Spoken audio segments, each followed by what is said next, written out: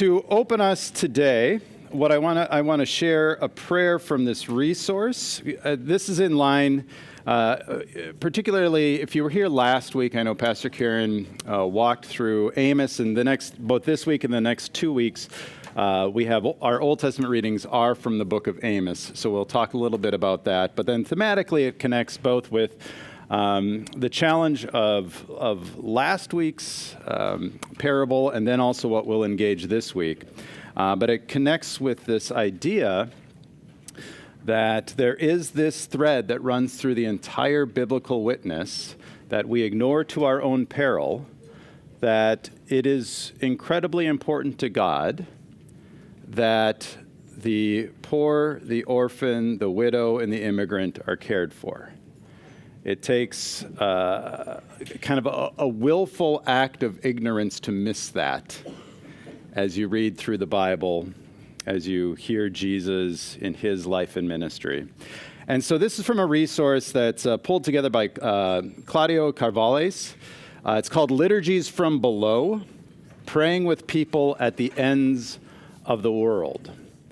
And so one of the gifts we have by living in the time and place where we currently exist is that we are connected globally. And so there are challenges with that because it's unprecedented in human history for our worlds to be so big. Think back to biblical times. Most people never, moved very far beyond the place where they inhabited. Maybe they only moved, in total a few miles around in their lives. Even if you think a couple generations ago of your own ancestry, even if there were people that crossed the ocean, but then when you settled down, you couldn't go on vacation to Ireland. You couldn't call up someone in China and talk to them. You couldn't video conference with people all around the world. And so our human development hasn't caught up with that. Our brains kind of don't know what to do with how big the world has gotten in the course of our own lifetimes. At the same time, though, it means that we can be connected together and can understand perhaps in a more profound and deeper way of what it means to be people who live that there are people that live in different places, in different situations. And it isn't just something that we can imagine, but something that we can experience as well. And so these are voices that are coming from corners of the world that would not be affluent, that are probably not white. And so we have this connection here as well. So this prayer is just an intercessory prayer that is called for all the children. So let's pray. God of mercy, love, and justice, in this prayer we bring all children in our community whom we have as the society overlooked in their pain of poverty. God of mercy, whom we as the society deny all human rights and dignity. God have mercy. Who continue to suffer abuse silently, and yet sometimes we deny a hearing ear when they cry. God have mercy. As we continue to pray for the poor, we remember our own children who are more privileged, and yet we are sometimes ungrateful and oblivious. Lord, grant them consciousness of your blessings to them. Guide them in all decisions they take in the journey of life. God have mercy. But all children in the society, those of the affluent, those of poor backgrounds, those with privileges of education, those in and without the church, grant them to have your salvation and blessings, good and perfect health, have hope in the midst of pain, and grant them to see your face in all your people. Amen. So today our readings, so Amos is still Amos, so you know what you're getting with that. Or if you don't know, especially after these 4 weeks in a row, you'll either be an ardent fan of Amos, or you'll be like, yeah, I don't need to hear that anymore. He's one of those prophets. There's not much middle ground when it comes to how we engage Amos. And then we'll in our gospel reading, we'll see that also there's. I know it was an incredibly challenging and hopefully fruitful journey last week, and I don't know that it gets much easier this week. But I don't think we want it to be easy, because I don't think that would be, kind of a fair way to understand how we experience our lives and our faith. So we'll start with the Amos reading.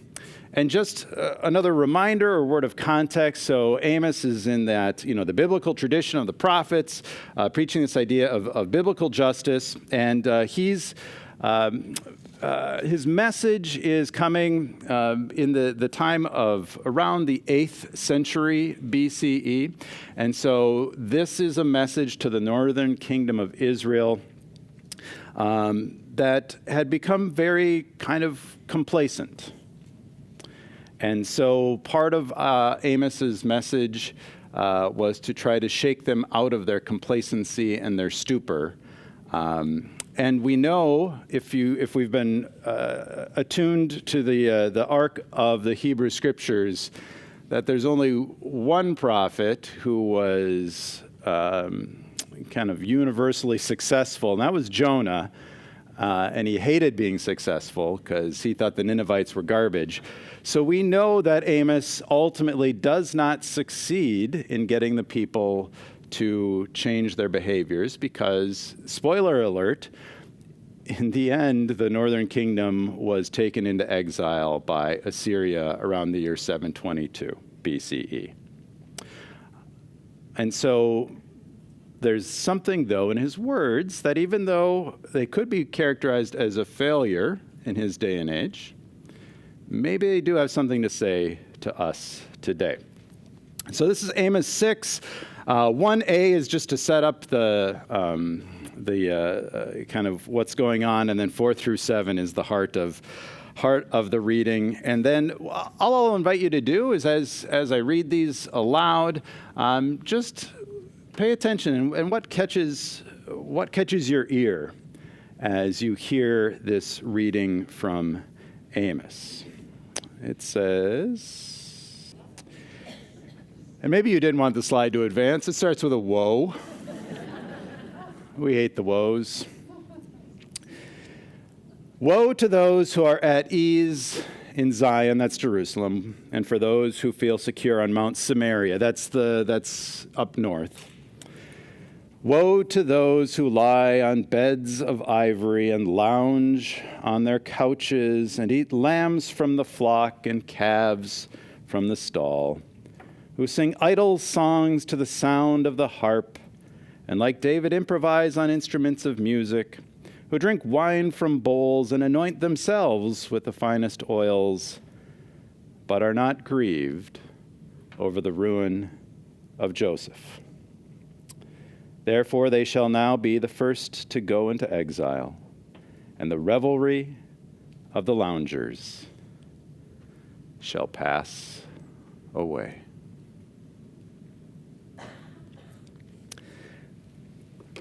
So anyone have something that caught your ear that you'd be willing to share?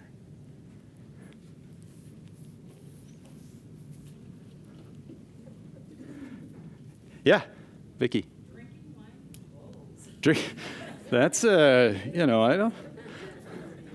don't know what size your wine glasses are. But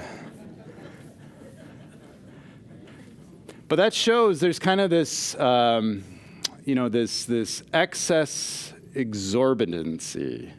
I mean, that's kind of that image that Amos could be playing with here. And so if you think of that kind of the idleness that's being talked about, and, for wine to be in bowls, whether that's literal or just to talk about, look at that sort of excess of pleasure or whatever that's being given a lot of attention. Yeah. Dottie? Oh, Dottie says nothing has changed. So that could be good conversation in your small groups to see if there's anyone who fits into this description today. Yeah, Gretchen? It's a pretty clear message. It's a pretty clear message. So what do you hear as the clear message? Those of you who are living a life of ease and not worried about what's happening, big time trouble is coming for you. Yeah, so those of you who are living a life of ease and not worrying about those around you are in for big time trouble. That's spoken like a real principal, too, there, yeah. I think better. Diane? A bunch of lazy couch potatoes thinking about themselves, yeah. That's interesting. Yeah, and so it's that interesting, it's that kind of lying around, lounging on their couches. That's one of the lines. I don't know if you know of anyone who lounges on couches.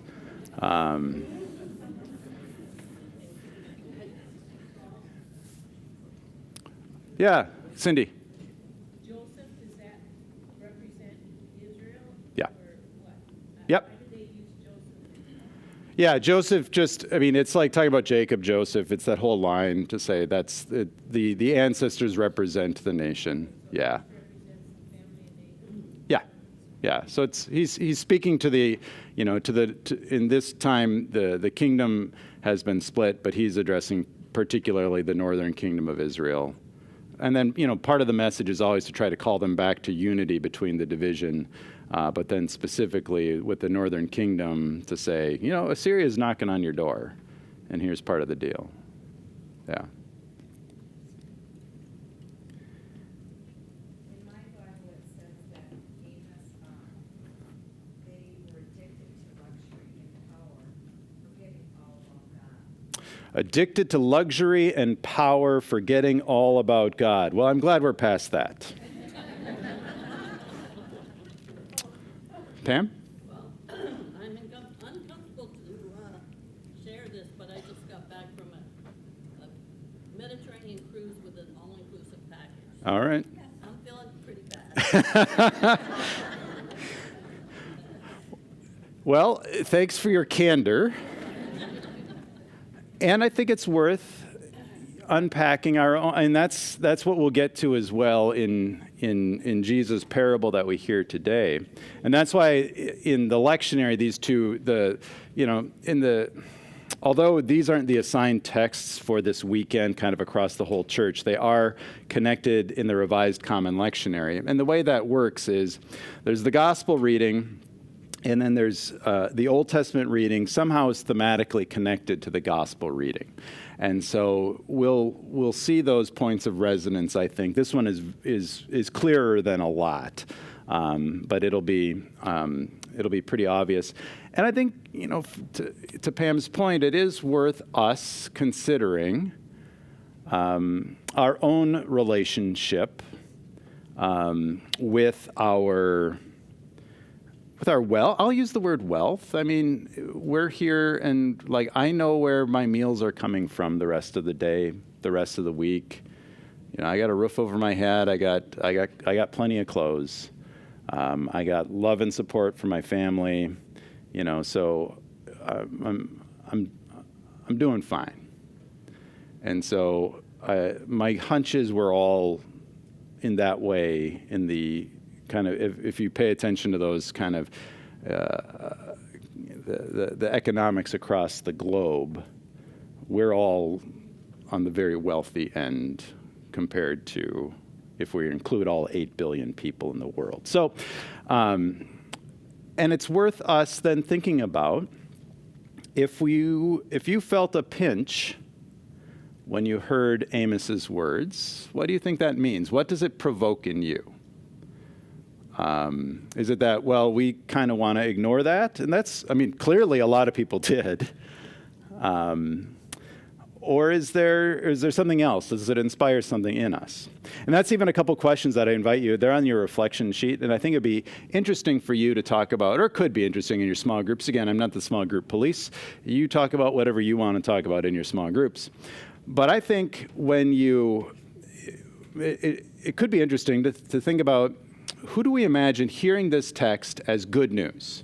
Like, who would hear this and be like, yeah, this is good news? And then who would hear it as bad news? And then kind of what does that mean? And what does that tell us? That could be an interesting exercise there. And then also, as has been pointed out by this group, just to talk about what resonance does this text have for today? What are the points of contact? So I want to move then to our gospel reading, which we'll see that it's connected. We're still in Luke 16. And we have another parable of Jesus, and it's a fascinating parable. So you had the parable of the shrewd or the dishonest manager last week, and Jesus, it seems, does not take his foot off the gas this week.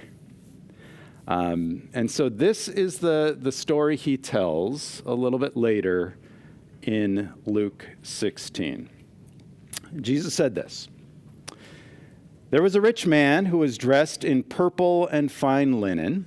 So purple is kind of that's what the wealthy would wear. Purple was the color of royalty, and that was like Versace. That's so when you hear purple, you got to go to the Galleria to get it. Dressed in purple and fine linen, and who feasted sumptuously every day. Maybe there's a point of contact between what Amos was describing and what Jesus is talking about here. And at his gate lay a poor man named Lazarus. So this is not the Lazarus who was raised from the dead in John's gospel, Jesus' friend Lazarus. This is a character named Lazarus. So just like imagine his name is Chris. You don't think that there's one person, there's only one Chris in the world. There's a lot. So at his gate lay a poor man named Lazarus, covered with sores, who longed to satisfy his hunger with what fell from the rich man's table. Even the dogs would come and lick his sores. The poor man died and was carried away by the angels to be with Abraham. The rich man also died and was buried. In Hades, where he was being tormented, he lifted up his eyes and saw Abraham far away with Lazarus by his side. He called out, "Father Abraham, have mercy on me, and send Lazarus to dip the tip of his finger in water and cool my tongue, for I am in agony in these flames." But Abraham said, "Child, remember that during your lifetime you received your good things, and Lazarus in like manner evil things. But now he is comforted here, and you are in agony. Besides all this, between you and us, a great chasm has been fixed, so that those who might want to pass from here to you cannot do so, and no one can cross from there to us." He said, "Then I beg you, Father, to send him to my father's house, for I have 5 brothers, that he may warn them, so that they will not also come into this place of torment." Abraham replied, "They have Moses and the prophets. They should listen to them." He said, No, Father Abraham, but if someone from the dead goes to them, they will repent."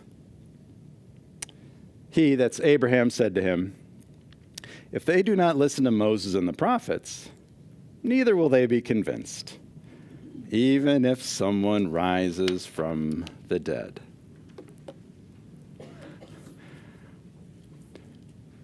which Jesus closes this parable with a killer joke. I mean, we're not in the mood to laugh, but this probably gets, I mean, this is as dry as it gets. So I'll let you chew on that one. So what caught your attention as you heard this parable from Jesus? What grabbed your ear as you heard this? You may have heard this one before. It's probably not your first time, but you heard it maybe for the first time today. But what grabbed your attention today? Yeah, Kay?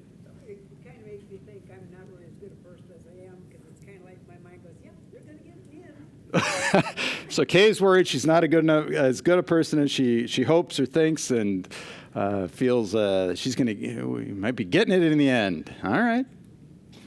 Yeah, Diane?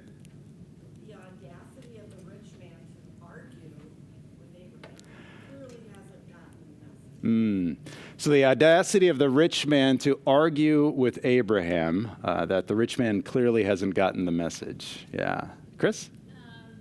The rich man calls Lazarus by name, so Mm-hmm. evidently he knows him, Mm-hmm. he's aware of him. It's not like this is a stranger at his gates. Yeah, that's a good, it's an important detail to pick up on, that the rich man calls Lazarus by name. And so he knows who he is, that he's not a stranger at the gates. And that's, the story sets that up, that, that Lazarus was laying at the gates of the rich man. Yeah, Cheryl? If you're not the rich man, I think this passage gives a lot of hope to people that are in very dire circumstances. Mm-hmm. I know Esther, I think from Bright Stars of Bethlehem, Mm-hmm. uses this passage a lot to explain how people in the West Bank and different places endure what they do and hope, because there's a reward in here. Sure. So, for some people, it's good news. Right. Yeah, so the idea was, especially if you're not the rich man, that this parable offers good news, that there is something hopeful in the end, and that our friend Pastor Mitri Rahab at Bright Stars of Bethlehem, will often use this story as a way to talk about the ways, especially those who are oppressed or seen kind of who are in the Lazarus position in the parable, have something to hold on to, that there is hope, and that this is good news. And so that's that same question again. Who do you imagine hears this parable of Jesus as good news, and who hears it as bad news? And that's one of the fascinating parts about, especially in any Bible reading, but specifically in Jesus' teachings, that one person, two people can be side by side hearing the same text, and one will hear it as something completely freeing and hopeful, and the person next to them will hear it as something that's bad news. They'll feel a pinch. They'll feel even condemned, even though it's the exact same words. And so that's just part of really the brilliance of Scripture, that's baked in there. And depending on what day it is and what story it is, we can hear one text one time and hear it as like, and the next time we hear it's like, yeah. That's fascinating. It's fascinating. Yeah, Judy? Do you think that Lazarus might have had leprosy? The sword Oh, sure. being kicked out of regular society? Yeah. So, Why the rich man knew him? I don't. So the question was, could it be that Lazarus had leprosy, and so that's why he had the sores and was kicked out of regular society? I don't know. And this is a parable that Jesus told, so these are fictional characters. And it's a made-up story. So Abraham's clearly a character that's there, but there isn't actual. Lazarus and the rich man are not actual people. It's a story that Jesus is telling, and that's the idea about the parable. That and we've got a lot of stories that resonate, and so there's truth in here, even though these aren't like historical characters. And so, whether there is, it's one of those details that you can kind of play around with, but Jesus didn't address it. Karan? Are they all in Hades? Are they all in Hades? Well, that's a good question. And if they're not, then in Hades you could see? Yeah. Yeah, so are they all in Hades? In Hades you can see, and so that's where, so that's another piece. So the idea of Hades, which is kind of built on the Hebrew Scriptures idea of Sheol, and that's just kind of seen as the abode of the dead. So our ideas of heaven and hell, they get shaped by stories like this, but I would argue that a story like this, if it gets misinterpreted, this becomes a picture of some afterlife of heaven and hell. Because I actually don't think, and you can talk about this in your groups, but I'll share my own perspective, that I don't think this is about the afterlife, that this is not a parable about heaven and hell. This is a parable about the here and now. And so I think and so then this scene that is being offered here, is a heightened imaginative way for Jesus to make his point about life in the here and now by having these very startling images and scenes and interactions that are going on. Lynn? I'm looking for the grace. I'm looking Yeah. for forgiveness. And I don't know if I'm missing it, or those who might want to pass from, it's like wherever you are, that's, oh, sorry. Yeah. No. So Lynn is looking for the grace and the forgiveness. All right. I'm not going to relieve that one, at least not quite yet. Susan? Yeah, I think that this is a story Jesus is telling that's a foretelling Mm-hmm. of what's going to happen when he rises from the dead. Sure. And telling the disciples, there's going to be people that don't even listen to that. Mm-hmm. Right. And I think he's telling them. Yeah, so there's in telling the story, there's also a foretelling that it could be one of those things where after the resurrection, those that heard this were like, hey, remember when Jesus said that thing about they're not going to believe even if someone rises from the dead? Like, oh yeah, that's a thing. Yeah. Yeah, Wendy? I think it's one big wake-up call. One big wake-up call. Yeah. So here's something that might be an important question to consider, and that is, to whom was Jesus speaking? Because context matters. Context is really important. And so what we hear is that, so last week the reading ended, the gospel ended, the parable ended at verse 13. Numbers are brilliant because 14 always comes after 13. I do that joke, and no one likes that joke. I like it every time. I'm not going to stop telling it. So learn to love it. And so verse 14, so Jesus told the parable of the shrewd, the dishonest manager. And then we hear the Pharisees, who were lovers of money, heard all this, and they ridiculed him.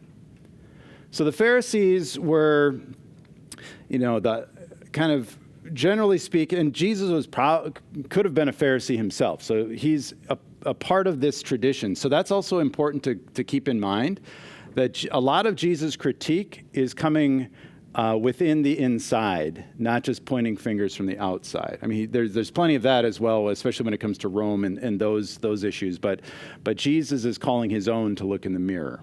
And I think that's an important aspect for us to keep in mind as we engage any of these texts, because it can relieve us to be able to point the finger at someone else who's embodying, for instance, what Amos is saying, to say, yeah, look at that. That's a very clear example of someone lounging around and, they got one of Vicky's wine bowls that they're drinking out of. And look at that slovenly excess or whatever. And we also have to pause to say, well, okay, but we got to look in the mirror as well.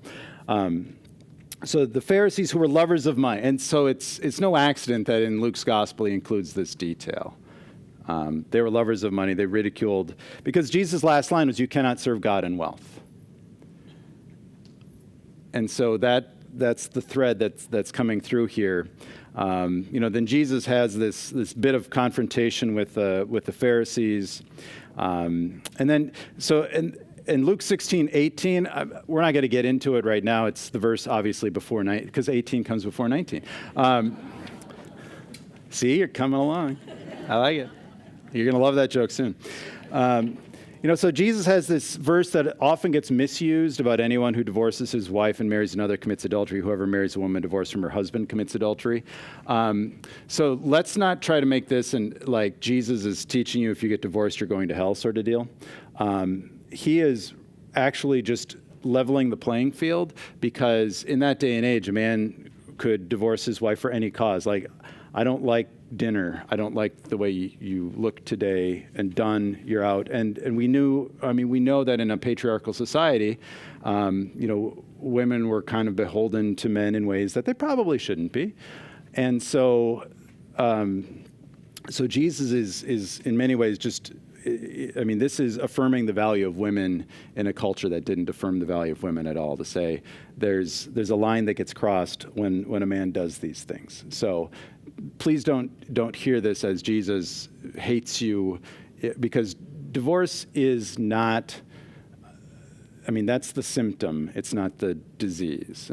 For many, I would even say most people, because it's not an easy thing to go through. I've walked with people that have experienced that. And that's not the first step. It's the culmination of a lot of things. That's how it works, and it's a heartbreaking, terrible thing. No one goes into it, just like frivolously. This is a big deal, and so culturally we have to understand there was a different reality then than there is now, and not to try to universalize some of the particularities that Jesus is addressing in some of his teachings. So just in case you're carrying that in any way, or we all know people who are, we got to relieve people of that burden. And I think, so I just want to be clear about that. And then Jesus launches into the parable. So I'm just going to read it again and unpack some things as we go along, and then we'll all go on our ways, and you'll have incredibly fruitful conversations. You'll have this thing licked, and then you'll keep me on the right path for the weekend. So this is addressed then. There were other people around, but remember, it's the Pharisees who were lovers of money that Jesus was addressing here. There was a rich man who was dressed in purple and fine linen, and who feasted sumptuously every day. And at his gate, so that's kind of an important thing to maybe think about. This tells me the rich man lived in a gated community. Right? Because that's what right, because a gate is like the break in the fence, and so there is a barrier that is created if there's a gate there, because the gate has to be open for you to get in. The rich man lives in a gated community. Lazarus is not allowed in. He's on the outside of the gate. At his gate lay a poor man named Lazarus, covered with sores, who longed to satisfy his hunger with what fell from the rich man's table. So kind of what Judy was hanging out. So there was something about Lazarus. His physical condition, his health was imperiled somehow. We don't know what his sores were from, but there's something that's there. An interesting thing in who longed to satisfy his hunger. In order to justify my seminary education, I looked up the Greek. That's a seminary deep cut. So the other time in Luke's gospel, so it's kind of worth paying attention when particular words are used by particular authors, because there's not always, but oftentimes there's resonance between the occurrences of these words. And there's one other time that Luke uses this same word that gets translated here as longed to satisfy his hunger, that this longing that Lazarus has to have the crumbs. So there's this longing that Lazarus has. The other place that it's in Luke's gospel is in Luke 22, verse 15. But I'll start at Luke 22, verse 14. This is probably a familiar story for you. When the hour came, Jesus took his place at the table and the apostles with him. He said to them, I have eagerly desired to eat this Passover with you before I suffer, for I tell you I will not eat it until it is fulfilled in the kingdom of God. Then he took a cup, and after giving thanks, he said, you know where it goes from there. But it's Jesus saying, I have eagerly desired to eat this Passover feast with you. That's the same word of Lazarus longing to satisfy his hunger. So there's something about the longing that Lazarus has to get these crumbs from the table that may connect with the longing Jesus had to have the Passover meal that was the Last Supper with his disciples. Maybe there's something interesting there, maybe not. I don't know. I looked it up again. This just justifies all the money I had to spend on seminary. And so then we have, even the dogs would come and lick his sores. And I don't know if Lazarus, and again, he's a fictional character anyway. I don't know if you like to be licked by a dog. I don't know. I don't know if, like, when I get home from a run and in the summer and my legs are sweating, the dog loves to lick it's gross. I don't lick my leg. Yeah, he wants the salt, and, he's a dog, of course. But what's interesting is that it could be, you could talk about, do you hear this as, the rich man and probably others, because it's not only the rich man who had passed to and fro, but as we imagine this scene, that they ignored Lazarus, but the dogs were somehow ministering to him? What is there something there? Does that say something? And then the next line is probably unsurprising considering this setup. The poor man died and was carried away by the angels to be with Abraham. And so that's, probably not surprising. His health was imperiled. He was only being cared for maybe by the dogs, wasn't even getting the crumbs, And we don't know how or why he wound up poor and laying in front. Did he make bad decisions? Is it his fault? I don't know. Was he just the victim of something else? I don't know. It doesn't say. And then the question is, does that matter? So, and maybe this was actually a relief. So then the rich man didn't have to pass by Lazarus anymore. Maybe he felt a little bad, but it's like, okay, cool. But then we say that the rich man also died and was buried. So it's also interesting that, carried away by the angels to be with Abraham versus died and was buried. So it's, Jesus is, probably intentional with his words here. In Hades, where he was being tormented, hold on to that, he lifted up his eyes and saw Abraham far away with Lazarus by his side. So there is this idea, like Quran was holding up, that he could see. So there's some line of sight in this story. And the rich man doesn't like it. Father Abraham, have mercy on me and get a load of this. All right? So this rich man had wandered past, who knew Lazarus, knew who he was, as Chris pointed out. Called him by name. Father Abraham, have mercy on me, and send Lazarus to dip the tip of his finger in water and cool my tongue, for I am in agony in these flames. That's chutzpah. That he was asking, cajoling, demanding that Abraham send Lazarus to serve him.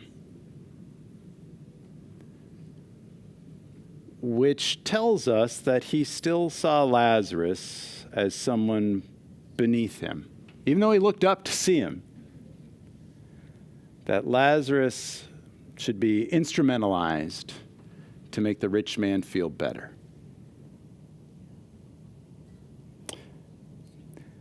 But Abraham said, "Child, remember that during your lifetime you received your good things, and Lazarus in like manner evil things, but now he is comforted here, and you are in agony." So Abraham's not actually sharing any news. It's all obvious. All the characters in the story already know this. And this is the key line, in my estimation. That how we understand what this next line means will inform how we see the entirety of this parable. Besides all this, between you and us, this is Abraham talking, between you and us, a great chasm has been fixed, so that those who might want to pass from here to you cannot do so, and no one can cross from there to us.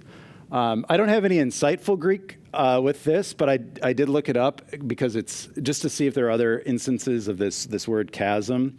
There really aren't, but in Greek, it's actually the word. It's two. The great chasm is chasma mega, which is tremendous.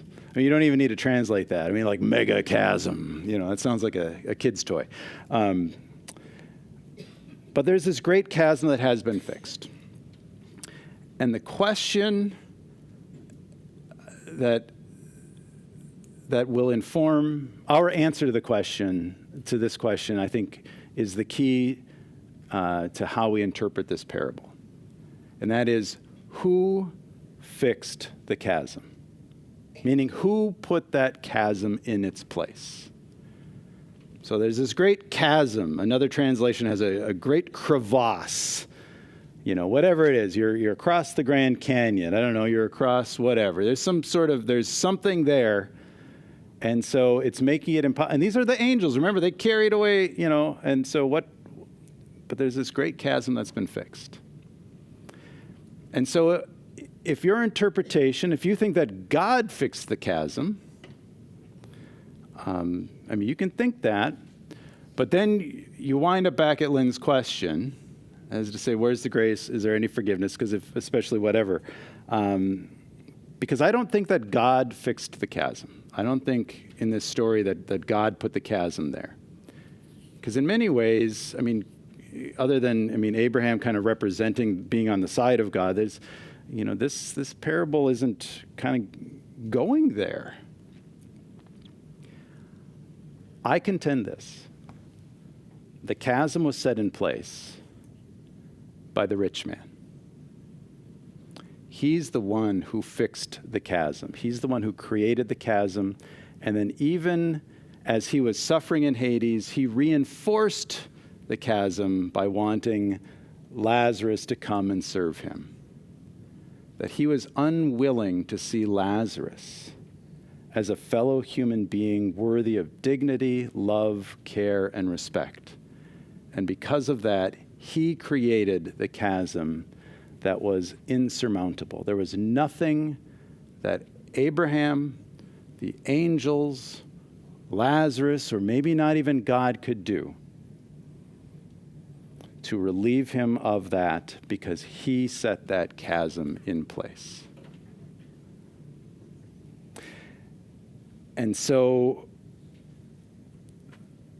I think that then is Jesus being pointed to the Pharisees, the lovers of money, to say, who do you think you're better than? And in doing that, what are the repercussions? And then what's interesting is the rich man goes on to say, then I beg you, Father, to send him to my father's house, for I have 5. He comes from a good-sized family. He's got 5 brothers.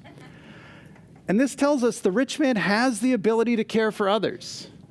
He's not a heartless, cruel guy. He was probably, you know, it doesn't say that the rich man was like a bad dude. I think it's actually kind of more interesting to imagine that he was probably a pillar of society. He was probably on the church council. He had a great career. He served on the school board. He volunteered. He coached basketball. People spoke highly of him. Pillar of community. Great career. Worked hard.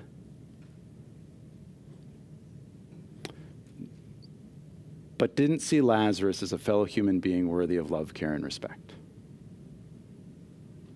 And so, rather than making the rich man some sort of evil monster,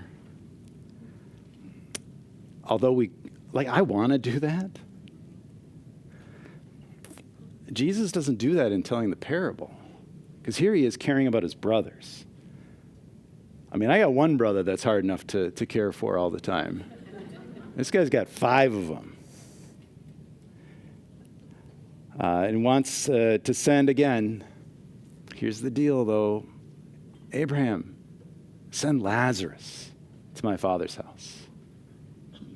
Go make Lazarus do me a solid, all right? So that he may warn them, so that they will not also come into this place of torment. Because again, he wants good for his brothers.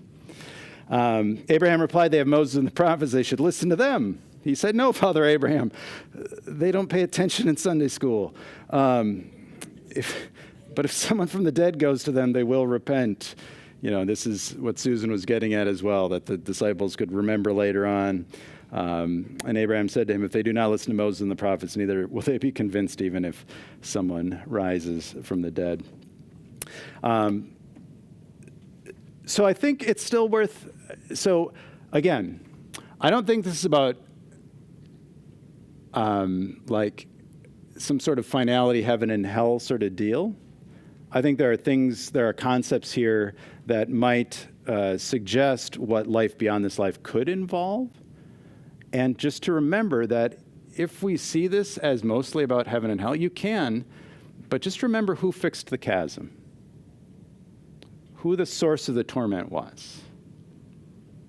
It wasn't the rich man being punished for what he did wrong. It was the rich man himself who had sent himself and continued to have that experience of agony. And so Jesus may be saying something to those Pharisees, the lovers of money. I don't know, Jesus may be saying something to us as well. You can decide. So go in peace. Yeah, enjoy that. That's all I got. Thanks. Have a good conversation. We'll see you next time.